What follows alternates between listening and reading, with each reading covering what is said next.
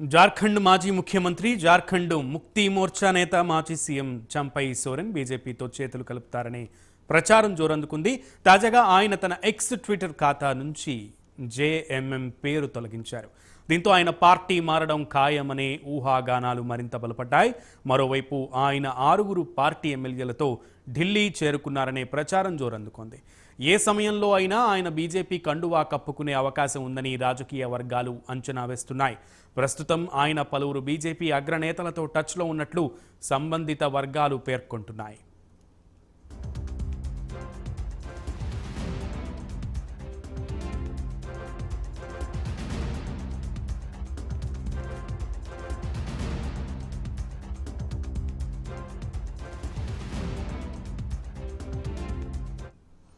Right, Jharkhand మాజీ ముఖ్యమంత్రి జార్ఖండ్ ముక్తి మోర్చా నేత మాజీ సీఎం చంపై సోరెన్ బీజేపీతో చేతులు కలుపుతారనే ప్రచారం జోరందుకుంది. దీనికి సంబంధించి పూర్తి సమాచారం మా ఇన్పుటేటర్ టీవీ రావు అందిస్తారు. టీవీ రావు, చెప్పండి.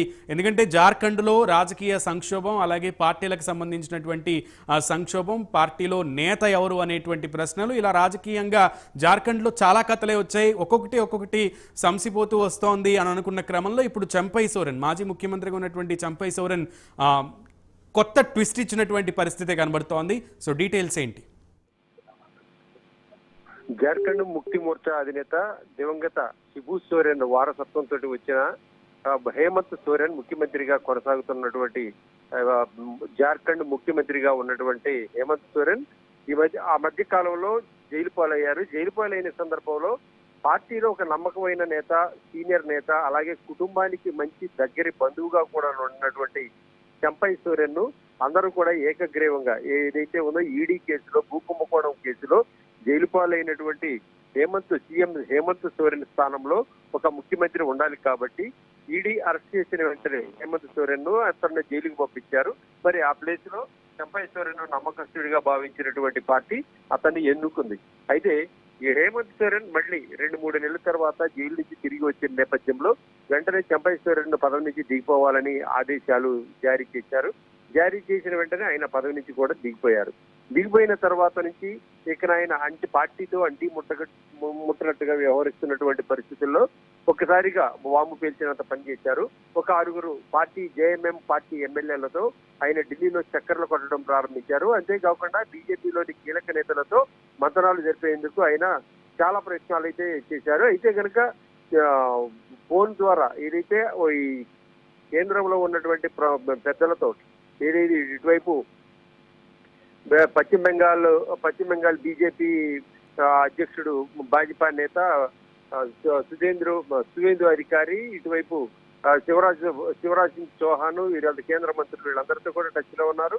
అయితే ఇప్పటి వరకు ఉప్పు నిప్పుగా ఉన్నటువంటి బీజేపీ, జార్ఖండ్ ముక్తి మోర్చా పార్టీలు ఇప్పుడు ఏకంగా చంపై సోరెన్ ను పొగట్లతో ముంచెత్తుతున్నాయి. మరి అక్కడ చూసుకున్నట్టయితే బీజేపీ నేతలైతే గనక ఒక ఎంపీ అయితే ఏదైతే ప్రకాష్ స్పందిస్తూ దీపక్ ప్రకాష్ అని బీజేపీ ఎంపీ అయితే ఏకంగా చంపై సోరెన్ ను ఆకాశానికి ఎత్తేస్తున్నారు. మరి ఆయన చాలా గొప్ప వ్యక్తి, మంచి వ్యక్తి, అనవసరంగా తను ముఖ్యమంత్రి పదవి నుంచి తీసేశారు అనేటటువంటి విధంగా ఆయన్ని పొగడ్తలతో ముంచెత్తుతున్నటువంటి పరిస్థితి. మరి అంతేకాకుండా ఇప్పుడు తాజా పరిణామాలను చూసుకున్నట్టయితే జేఎంఎం ఏదైతే చంపై సోరెన్ ట్వీట్ ఎక్స్ నుంచి కూడా ఆయన తన జేఎంఎం అనే పార్టీ సింబల్ ని తొలగించడం జరిగింది. దీంతో ఏ క్షణంలోనైనా ఆయన బీజేపీ కండువా కప్పుకునే అవకాశం ఉందనేటటువంటిది ఇప్పుడు తాజాగా వెలుగులోకి వస్తున్న సమాచారం. ఇప్పుడు జార్ఖండ్ లో అయినా అటువైపు ఢిల్లీలోనైనా ప్రధానంగా ఇదే చర్చ జరుగుతోంది. ఏది ఏమైనా ఇప్పుడు సంక్షోభం అయితే కనుక జార్ఖండ్ లో తలెత్తిందని మనం చెప్పుకోవాలి.